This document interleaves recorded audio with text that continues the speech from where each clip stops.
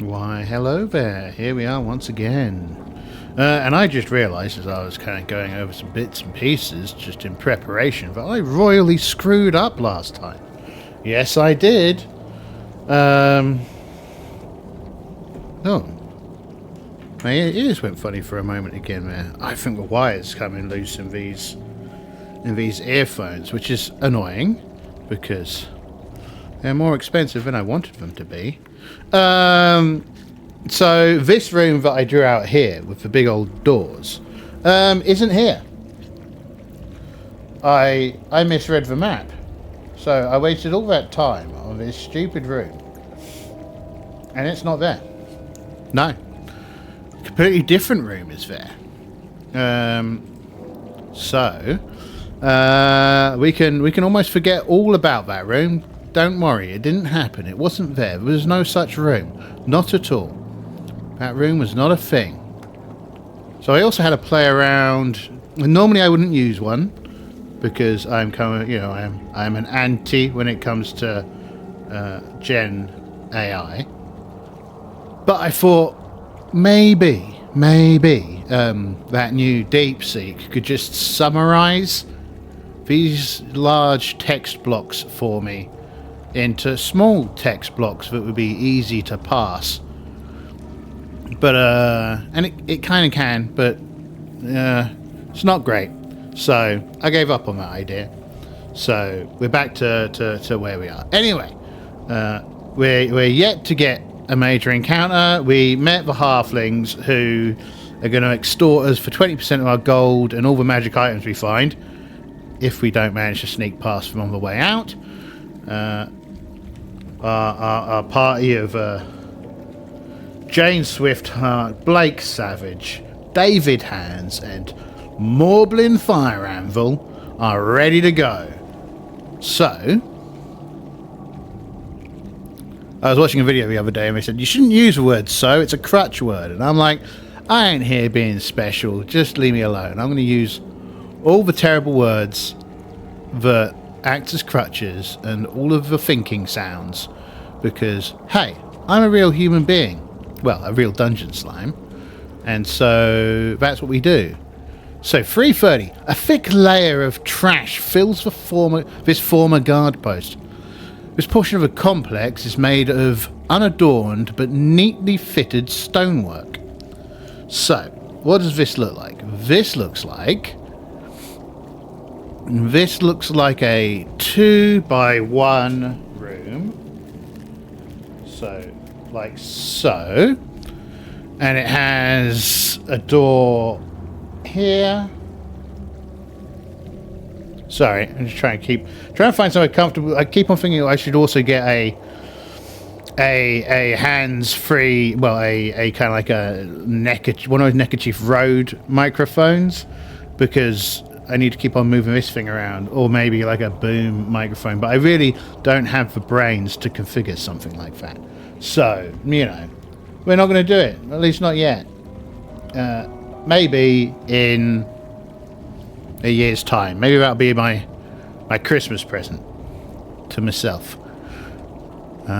So we've got 3 doors, and I printed out a dungeon tracker sheet, and I've put in the things. I've still got my little bit of note paper here. So last time we found a bunch of little clues. Plumform rules these halls, which is the halfling that we encountered.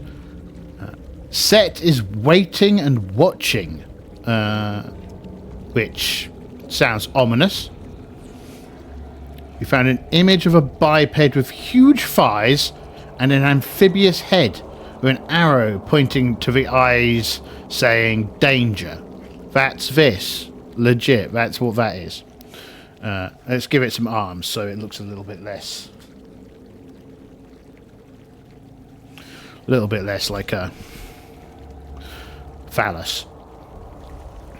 And we didn't find a large bronze door that required a large key. So 1 to 2, well, I think we'll spend a turn listening at these doors for any clue. which puts us there. And that means we need to roll for a random encounter. Come to us, random encounters.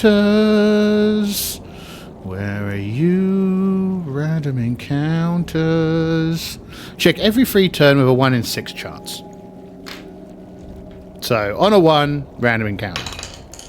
4, no random encounter. We're good. Right. I bet right's another one of those words you're not supposed to say all the time. Right, so, now then. Whenever I write documents, I have this terrible tendency to write, a few instances instead of several. I do all kinds of stuff like that. So there's no random encounter. So back down to the room, 30. We're listening at all these doors. So check the first door. Get out of my way. Come down here. There we go. Good little bit of paper. 5. So if there is something on the other side, we'll hear it. So this is this first door that we're listening at. It makes sense that we go from left to right. That would make sense to me anyway. So left is 18. So what do we hear at 18? We hear nothing. Okay. This is fine. The other door, we don't hear anything. And the last door, we don't hear anything. Cool. So we hear nothing out of any of those doors.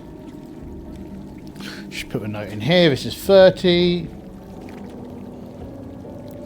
Which one are we going to go through? 1, 2, 3, 4, 5, 6. This way. Okay, so we open the door. And we see kind of this. And it opens up into a bit of a room where we can see some statues. So we see a statue here and a statue here. Bearing in mind with a flickering torch we can only see 30 foot ahead and each square is 10 foot. So there we go again. Without there, so I shouldn't have watched that thing the other day. Which takes us into 18.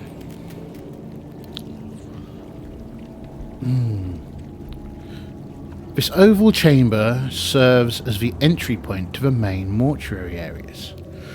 It contains 4 massive pillars holding up a domed roof. Light may be glimpsed through the open archway to the north.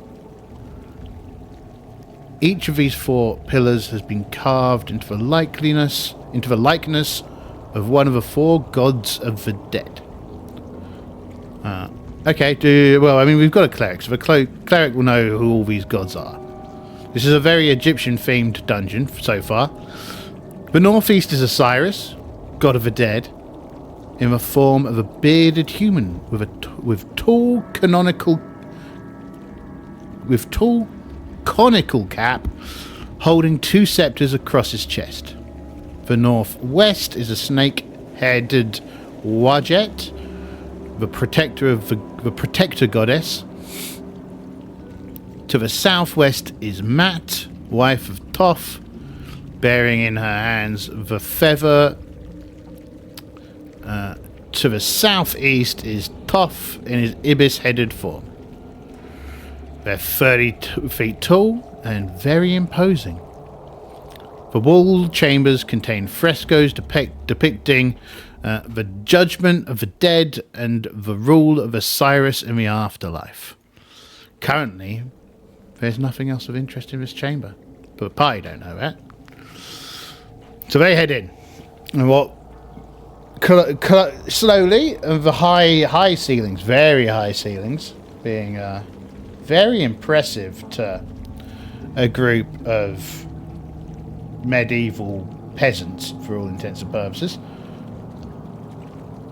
So we go 1, one.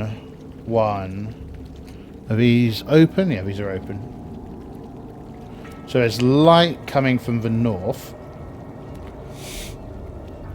And then this kind of goes around, yeah. And there's an open archway here. And then this one is not an archway, this one's just opened into a corridor. And there's two more statues, as noted. Here and here. And that's a turn. So in here, I think we're, every room so far we've been able to faff with the arms of the statues. So we're going to try and move the arms. But the arms don't move. Oh, well, clearly these ones don't have some strange mechanical thing going on. Sure. Oh, well, that's a shame. And I think we're going to peer down these corridors, right? So this room we can see some light. So this one goes down to, and then we kind of see a glimmer off of something here. When we look down here, we see a corridor, like so. And it kind of goes off around the corner there. And here we see that this goes down and ends in a door. Now, we can probably see reasonably well into that one in the north, so let's see what we have there. What can we see? What can we see? Hold on. Let me double check what the number was. It was that. Okay.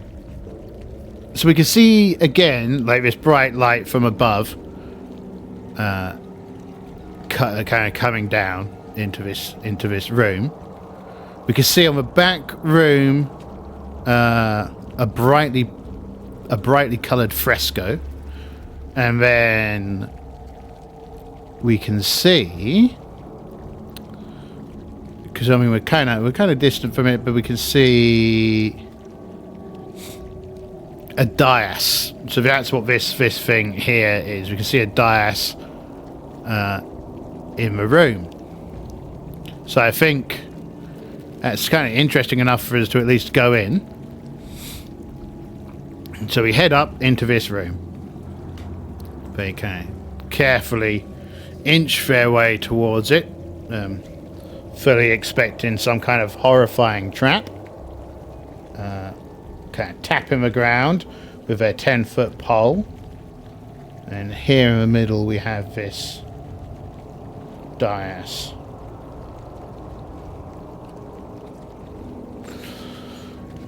So we go in and we take the party looks around, and they can see. You can see that on all three walls, the brightly coloured frescoes, each one depicts a female deity with an ostrich feather in her hair, handing a feather to a small human worshipper. Other humans bear the flat feathers before them as they walk into a crypt. In the background of each of these images is Toph the recorder. The upper register of each wall shows worshippers beseeching Matt with outstretched hands, while the lower registers show demons, monsters, and crocodiles. Poor crocodiles. In the centre of the chamber is a dais that raises 3 foot above the floor. It is made of, so about a metre. It is made of white marble, which contrasts with all the regular stone about. On top of the dais is a solid 10 foot by 5 foot onyx table, suspended in the air. Above the centre of the table is a white ostrich feather. Okay. Interesting. So here's the thing. Let's have a look at our characters for a moment. We got a former roofer, baker, potter, and scholar. Scholars were most likely want to do something stupid, closely followed by the thief. So we'll say it's 50-50 for either of these two to grab it. So 50-50 for Jane and 50-50 for Blake Savage. High is that they grab, one of them grabs a feather. Neither of them grab a feather. They look at the feather and they think, we're not gonna faff around with this feather. And although they look at the images, so the cleric is going to look at the images again.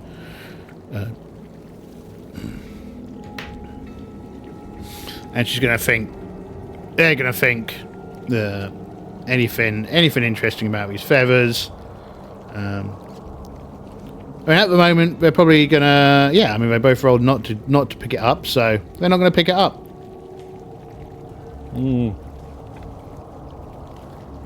Sorry, coffee. Delicious coffee time. Not delicious, really. It's only Gail's coffee.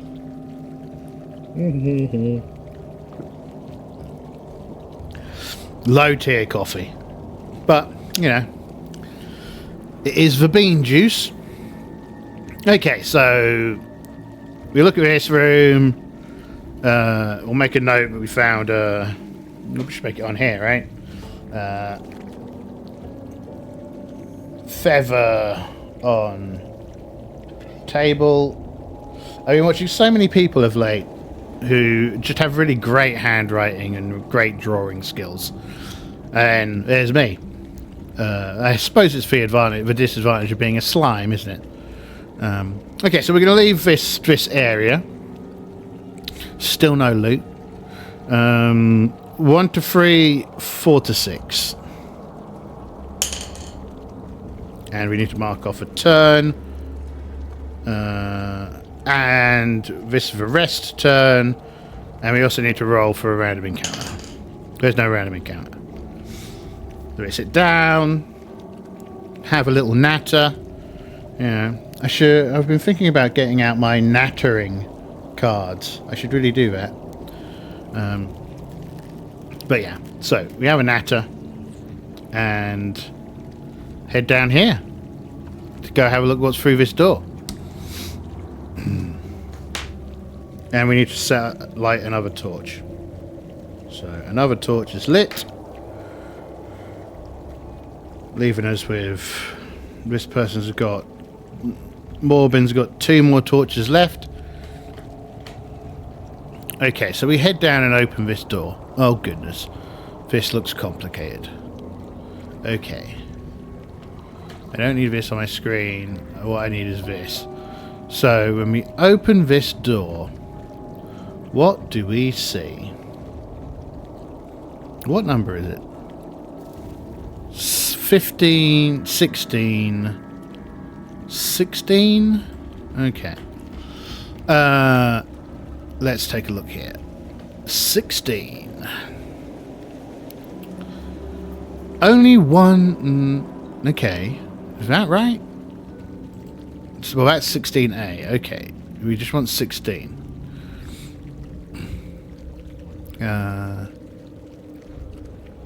So, this darkened hallway is 15 feet high. The surface of the walls is filled with burial niches, reserved for favoured worship. Well, whatever, right? Niches are 5 foot long, thus 2 niches per 10-foot length of hallway, and 3 foot high, thus 5 niches from floor to ceiling.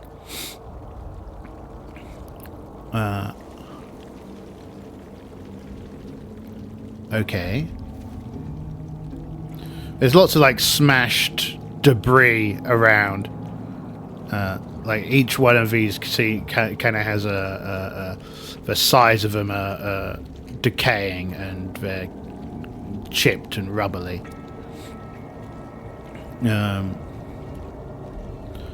On the floor, there's piles of masonry, bones, and other kind of trash.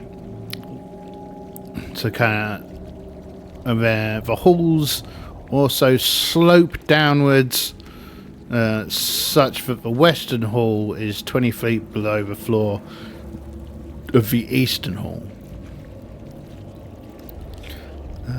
Okay.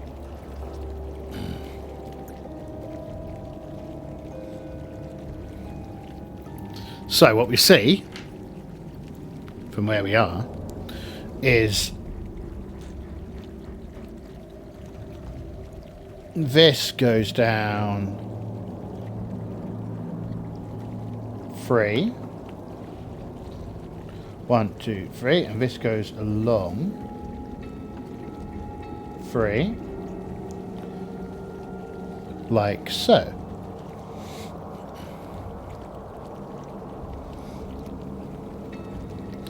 Okay, so are we going to go south, or are we going to go west? 1 to 3, 4 to 6, I suppose. 1 to 3, 4 to 6. 1. So we're going in this direction. Okay. Let's double check what this says.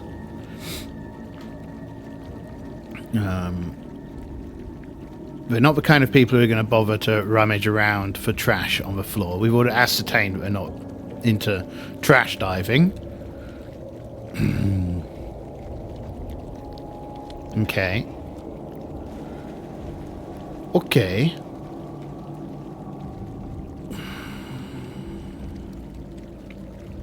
Okay, fine. This heads around. What the heck? Oh no, right, cool. Yeah, so this carries on going. We're going this way, right? 1, 2, 3, 4, 5. Like so. And let me double check. 16A. There appears here against this wall to be an untouched burial niche. There's a small, there's like a small, what would you call it? What have they called it?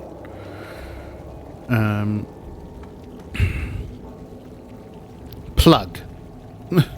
The plug is covered with soot. And I think we'll wipe it off to have a look at how this one's remained untouched. And there's a picture of Toff pointing straight forward with his hand, while the right hand is at his side. Okay. So we found a Toff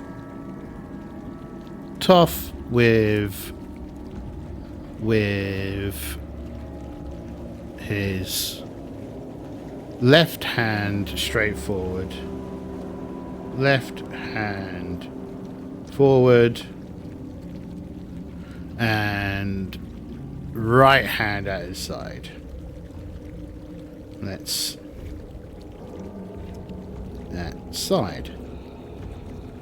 Okay.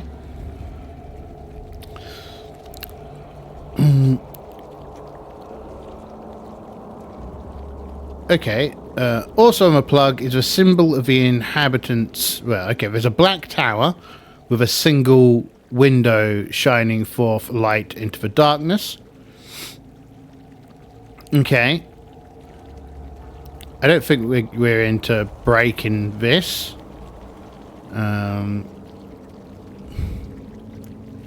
So, yeah, we will continue heading south. So we've moved 1, 2, 3, 4, 5, 6, 7, 8. And we searched this tomb. So I'm going to recommend it took us an additional turn. So we're going into turn 3, which means random monster check. Nothing. And we continue down here. 1, 2, 3. 3 more. No. Yeah. 3 more. And then it kind of passes under. I think. Does that pass under, or does it, I don't think it says.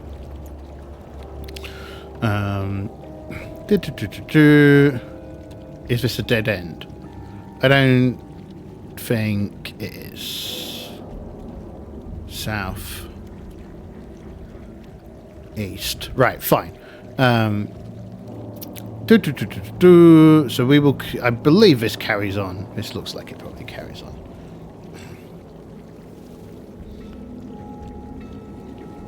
Like so.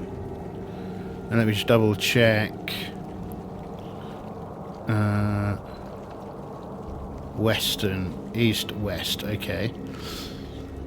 There's a number of kind of giant rats down here. You can see them scurrying about. We're going to carry on heading down.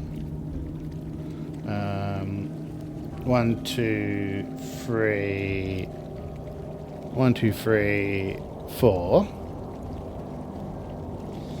And here, there's kind of like an additional kind of like pile. And angry-looking rats kind of starting to array themselves here. So if it's that to that, that's an awkward number. We'll say that number. Okay. Right. We need a card to track this. And I think the party will push on through, trying to get past these rats. But the rats are not having any of it. The rats are not having any of it. So, if the party wants to keep on pushing down, the rats will attack. And I think the party is more than willing to take on a group of rats. They've not really had any bother with anything so far, and we may as well get something going. So, where's my pen? Come on, pen. Where have you gone, pen? No, those are all the wrong pen.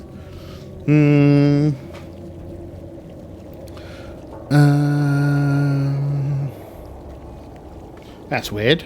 I don't seem to remember putting my pen anywhere other than around here. Oh, there it is. I see it. Okay, here's the pen. So, giant rats.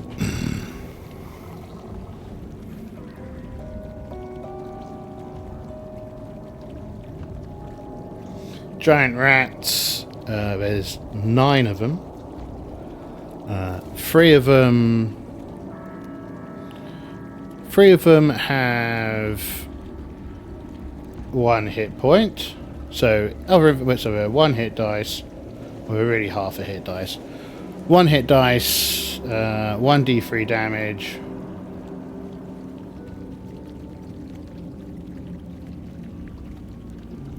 That's not damage. Okay, 1d3 damage. AC 7.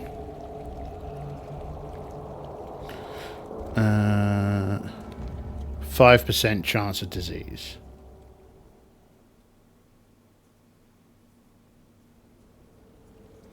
Okay. I might as well put this on a separate card. Right, so 4 of them have 1 hit point. Well, we'll go 3 of them have 1 hit point. 3 of them have 2 hit points.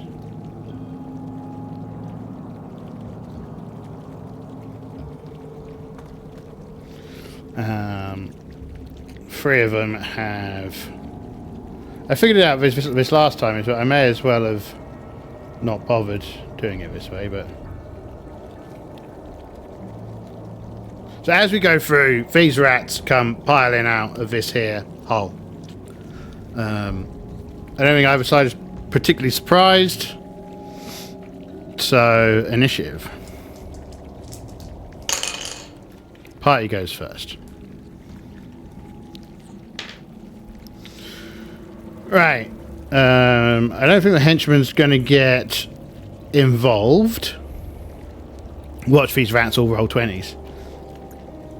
Oh yeah, what's there to hit armor class? Well, they hit dice 1, so let's get out our little thing. Something's banging on something outside. It's nothing to do with me though. Okay. Right, party goes first. So, we're not going to cast any spells. We will throw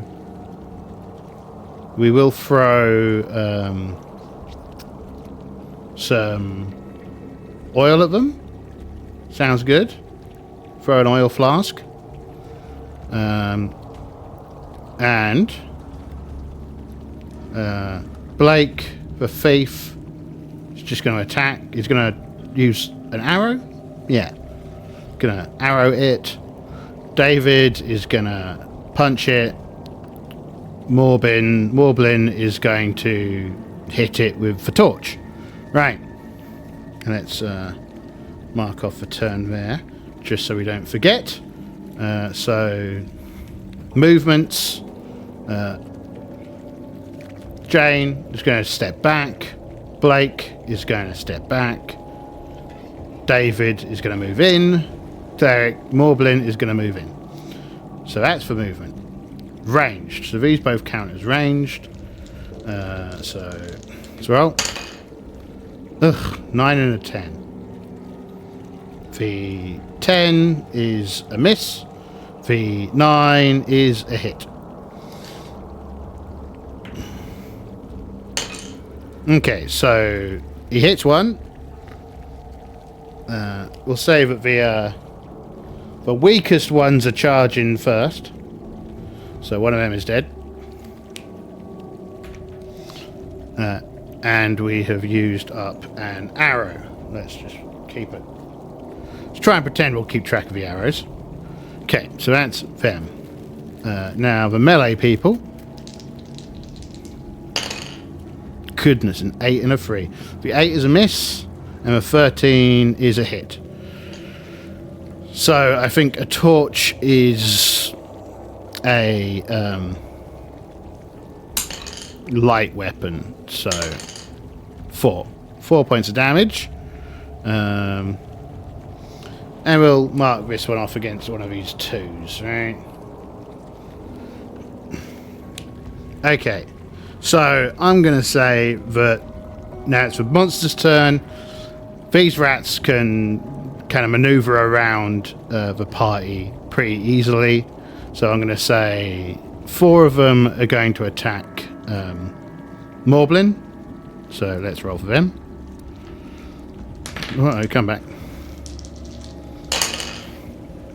Oh, look at that. What are the chances? A 19... a 17 and a 20. So Morblin's armor class is 2. The 20 definitely hits. The 19 hits. The 17 hits. Great.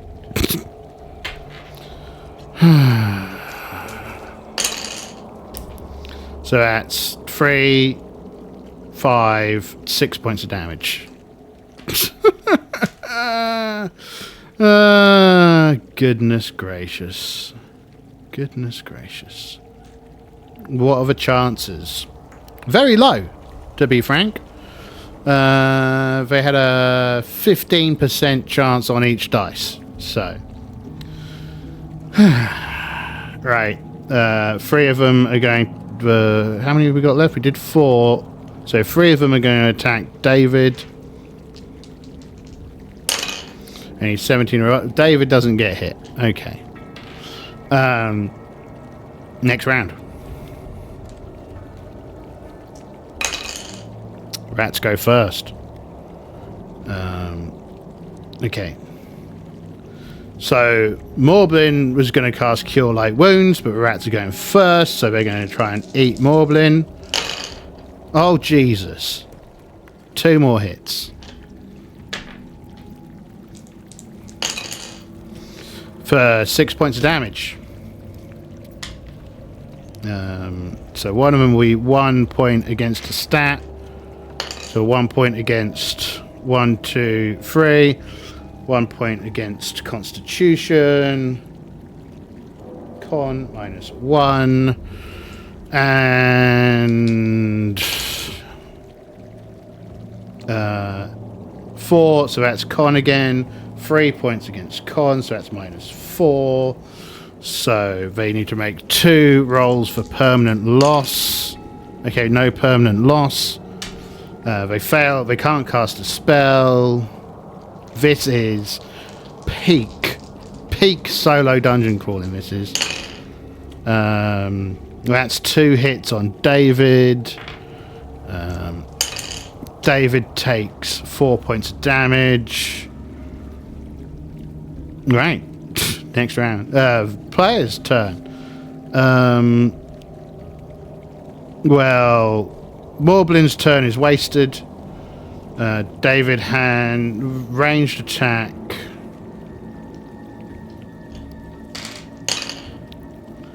Because there's not really any point in using a henchman to absorb the attacks because they're so small individually, but they're just landing so many of them. So 15 for Jane. That means one of them's on fire. Let's do a D4 worth of damage. 2 points of damage. 1, 2, 3, 4, 5, 6. Okay, so that was against one of the ones with a 1. Okay.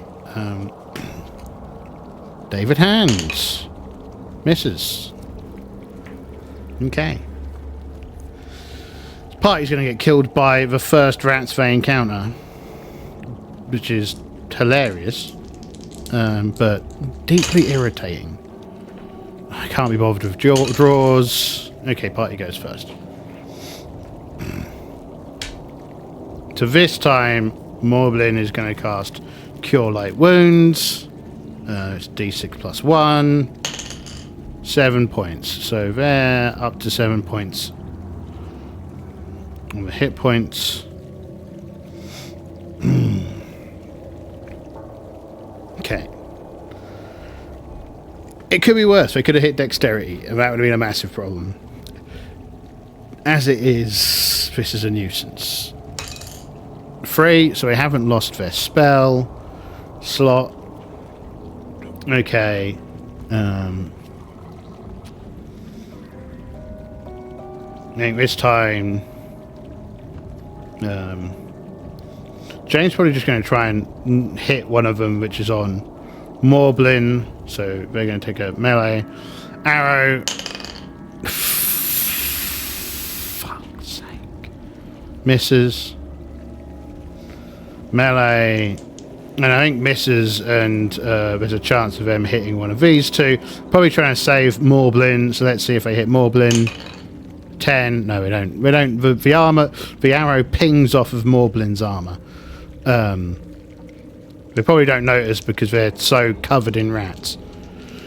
Morblin cast for his turn, so it's gonna be David. 14. That's got to be a hit. That's a hit. Well done, Morblin. You absolute chum bucket. 5. So that will kill something. 1, 2, 3, 4, 5, 6. That one with 1 hit point again. Alright, so all the little ones are dead. Okay, their turn. We'll say there's probably 3 left on Morblin and 2 on David. So, let's roll against Morblin. Oh, you're kidding me. for goodness sakes. Another 20. 1 point of damage.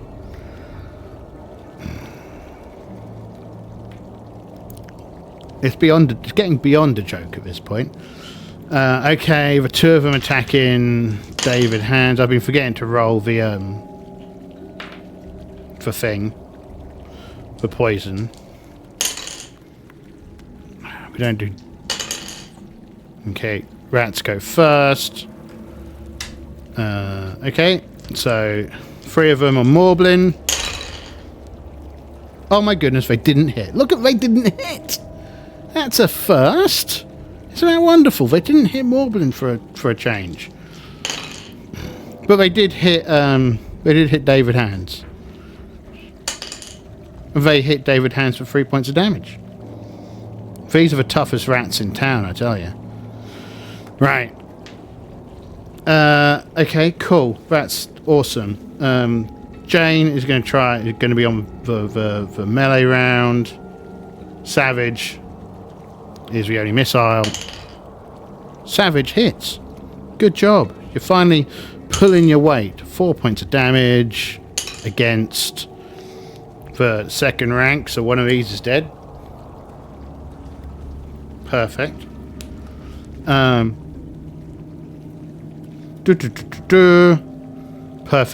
Perfect. Now it's for melee attacks. Oh, come back. Oh my god. The only one that hit is the mage. Fair enough. Good job, mage. Don't let anyone ever tell you that you're not pulling your weight. So 2 points of damage. 1 to 3, 4 to 6. 1 to 3, okay. They kill one. Good job, Jane. You're great. You're awesome. All of your bulky tank mates, useless. You, great. Okay, next round. Bad guys go first. So we're down to 2 of them eating Morblin, 1 of them eating David. That's a miss on Morblin. It's a miss on David. Okay. It's all the same. Oh goodness, this is the problem with trying to track arrows. 1, 2, 3, 4. I'm pretty sure we've gone 5 rounds. And this will be the 6th. Right, that's our 6th one. You're the worst. Absolute garbage. Absolute. Shouldn't be allowed out of the house. Stay at home, you absolute worthless piece of junk. Okay, right. This looks like we've got 3 hits. So 12 against 7 is a hit. Well, yeah, for you, 12 against 7 is a hit. Everyone else is hit, including the wizard again, because the wizard has a desire to keep their team alive. So wizard is disadvantaged, so 1 point of damage. 1, 2, 3, 4 to 6. So she does a point of damage to this one. Okay. Still more than for 2 fighters. So they've got nothing to talk about. And then, yeah, you both get to do damage. So 5, 6, 3. Okay. So which one do they hit? Okay. Morblin finishes off this one. And that kills that one. Rat's turn. They should probably roll for morale. Oh wow, it's the angriest rat on the planet. It's going to go for, it's almost certainly still on Morblin. But it doesn't manage to do anything with its anger. Its anger is misdirected. But it does go first again, so, you know, angriest rat, trying to eat Morblin, doesn't eat Morblin. Not going to bother firing an arrow. In fact, it's just going to melee it, right? It's dead. Goodness gracious. That goes back here. That goes here. That goes here. So David recovers 2 points at the end of the combat for patching up. We mark off an additional turn, and we may as well try and cast a Cure Light Wound, right? 2 means that their magic dice is gone. And then D6 plus 1 healing. You best get some good healing out of this, my friend. 6 points. That takes us back up to 10. Okay. Okay. But we rummage through this rat's nest, and we find a bag of silver coins. Nice. Bag of silver coins, which is 459 coins. And then we find 4 citrines. 4 citrines, which are gems, I presume, worth 50 gold pieces each. And then we find a large pearl. Large pearl. This is well worth a fight.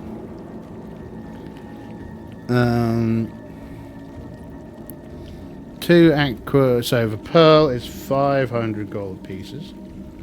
And we killed 9 rats. So that's 900 XP. I'm also using like OD&D XP.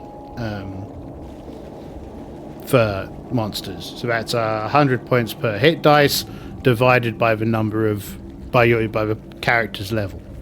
So what we'll do, I mean, whilst we're all the same level, it's easy. But if we level up, and because the thief will level up before everyone else, almost certainly, and if that happens, the thief's combat XP will be divided by 2. You get, I think. Yeah.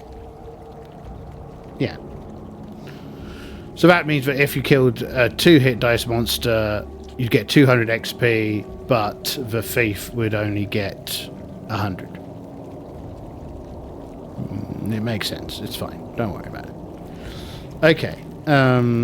What did we do here? We beat the things. We're still getting gold. We find 2 aquamarines. 2 aquamarines at 100 gold pieces each. 100 GP each. A lapis lazuli and a gold ring. A lapis lazuli and gold ring were... so are they both worth? I presume they're both worth 500 each. Lapis lazuli at 500 gold pieces and a gold ring at 500 gold pieces.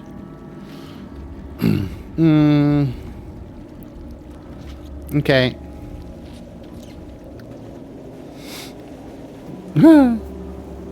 Right, if a party decides, there's a sign in here going, if the party decides to search every single niche, that's 560 in total. It'll take between 8 and 12 hours. That's a lot of random monster checks. Okay. So we've got this rat treasure hoard.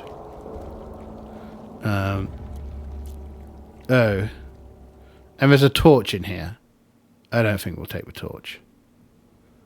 We've got plenty of torches. An old manky torch is of no interest to us. Okay. Now, what's the timing on this video? Oh, we're well over. Okay. So we managed to survive a fight. My party did as disappointingly as always. And yeah, thank you very much. Let's see what happens next time. Goodbye.